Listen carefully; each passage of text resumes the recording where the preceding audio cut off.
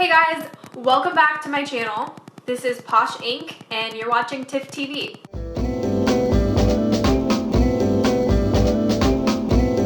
So today I'm going to talk about purpose. I'm going to help you find your purpose. I'm going to help you search for your purpose. And I'm not going to tell you what your purpose is, but I will give you some hints. The reason I'm not going to tell you what it is because I don't know what your purpose is. Only you will know what your purpose is. There's a really interesting thing about Carlos Castaneda's books. And basically, by the end of his book series, he is led off into the world to unravel and discover his purpose so he could go out and teach people the things that he already knew. This is an interesting concept because to me it's kind of like a death and a rebirth. Everything he was taught in like this heightened awareness, and when he gets out of the heightened awareness, he doesn't really remember.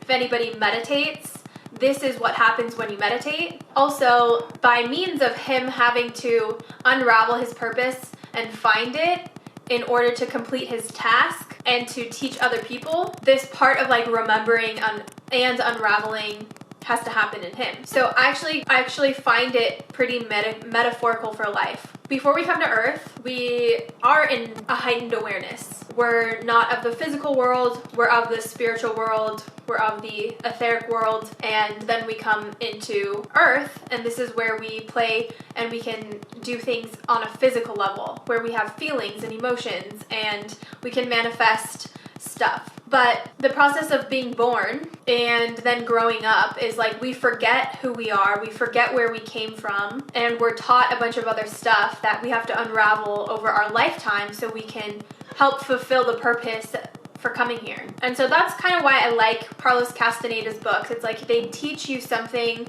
without teaching you something. I'm not at Carlos's level yet. But basically, if you're asking questions about your purpose, if you're curious about your purpose, if you're like, why am I here? What am I doing here? What's my purpose here on Earth? Sometimes you feel bad because you don't think you have one. I'm just telling you, those are all normal feelings. And I'm also going to tell you that it's not everybody goes through this. Not everybody needs to have a purpose. Not everybody is here asking those questions. And so if you feel alone in your search, in your pondering, in your wondering, in your craving, then I'm here to say you're not alone, but you may not be surrounded by people who have the same curiosity. I know a lot of my friends don't have a longing for purpose. They just they do their work and they don't care if it's purposeful. They just want to live their lives and be happy.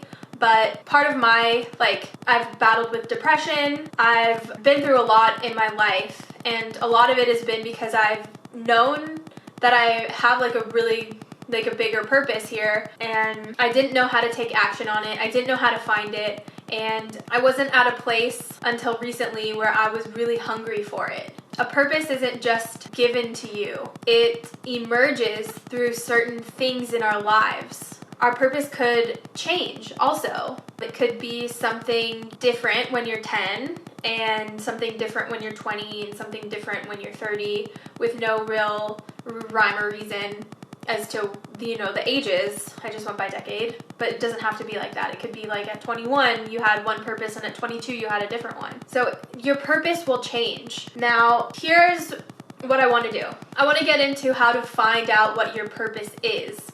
And I also want to dispel any myths about what you may think a purpose is. So some people think that a purpose is their career. And I would say purpose isn't necessarily a career, although it could turn into one, or it could end up being one.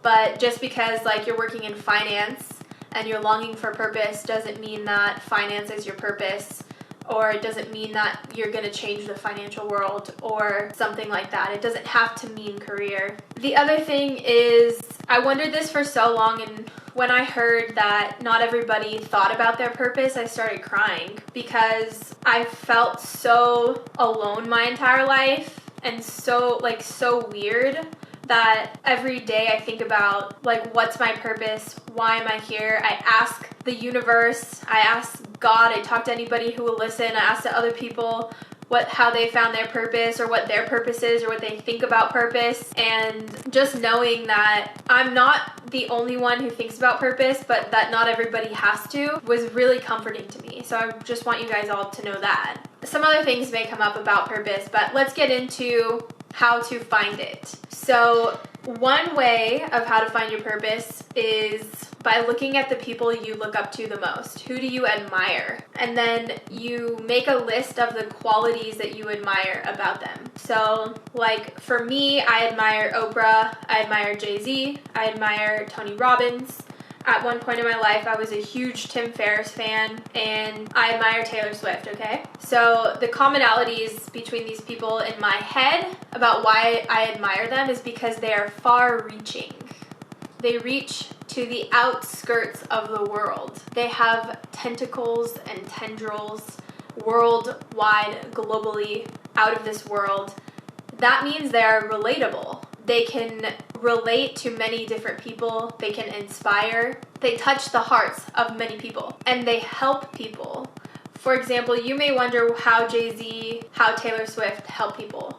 But you listen to their lyrics, you listen to the stories that they tell, you listen to their struggles, and you feel like they're speaking your language. And they do it in such an artistic way that you can enjoy yourself while you're hurting in the pain of their words. And also celebrating the joys of their words, like love or money or success and family and friendships. They're so relatable. They relate to so many different people, and they stay true to themselves. Authenticity is a huge thing for me. Oprah and Tony Robbins, I would say they're like spiritual leaders, okay? Oprah has been a boss lady just doing her thing, but she helps people. She's always helped people. I wasn't a fan of the Oprah show, but I do listen to her, what she produces now, and I think it's along the same lines, although it's in a different modality. Tony Robbins helps massive amounts of people, and he can do it at one time. That is a freak of nature. Tony Robbins is probably one of the most powerful people in terms of energy, energetic-wise, and I think that is what I aspire to be able to hold, to be able to embody an energy like that. If you talk to anybody who's been to Tony Robbins, they'll tell you it's worth it just to be in his presence, because that's how big his energy is. And to me, having a big amount of energy is power. And I'm not saying power in like a power over people way. I mean in like a self kind of like powerful way where you can like help other people. So Tim is a funny guy because we've seen Tim fumble, we've seen him succeed, we've seen him be his goofy self. He always tries to keep it humble, and his main objective is to help himself, but it's also to help other people, and he's also helped millions and millions of people. I don't really follow Tim anymore, but I know at one time he was my man. He was it for me. I admired him so much, and I think it's just along the same lines as like Oprah and Tony. So if I could break that down, we have authenticity, we have a far reach, relatability, and we have helping people, massive amounts of people. And we have embodying an energy bigger than life. So if I were to take these 4 things and figure out what my purpose is, these are like 4 things in the right direction. My purpose is to impact a lot of people. My purpose is to embody an energy that's larger than life. Another one of my purposes to be relatable. And another one is to be authentic. So this is what I mean by it's not necessarily a career path. I think people who want their purpose to be their career path, they want a reason to wake up in the morning and go to work. And passion doesn't happen that way. You have to kind of, it's like what came first, the chicken or the egg. It's like what comes first, the passion or the work. Like the passion or what you're working on. And you like that part of career is just choosing to be a certain way every single day. It's like, I'm going to make the best out of this day. If I have to go to work, I'm going to be the best freaking employee that I can be. If I have to work for somebody, I'm going to serve the shit out of them in their company. Why? Because that's how my day goes by fast. That's how I get ahead in the world. That's how I get money. That's how I get paid. If you're gonna do it, why go through the motions? Take it balls to the walls. That's more of the career thing. But purpose is different. We all come here for a certain purpose. Another way to find your purpose is by getting like a handprint reading. It's called like a scientific like hand analysis or something like that. And based on your unique handprints, you find what you came here to do. So with this analysis, I think I did a video on it, so we'll link it below for more detail. But you may find that your purpose is where you're struggling the most. Some people call it a core wound. What is a one core wound that keeps coming back, circling back around in your life? That is probably one of your purposes. And I'm not saying that that purpose needs to have a great impact. Your purpose may only be for you. For example, if you don't admire people who are like out in the public or influencing, maybe you admire like other people, or maybe you admire your parents, or like maybe your purpose isn't like mine and your purpose is only to grow in that one area of life. For example, one of my core wounds is family. And because family is a core wound of mine, I tend to shy away from people and relationships because I am I think I'm a lone wolf. I'm better off doing things by myself. I can pretty much manifest anything in the world. You'll learn your body graph. I'm a manifester. And so like my whole thing is like I don't need people. But my purpose here is to find a way to bring a community together, a community of people that are like-minded or that will support me in a way that my family didn't.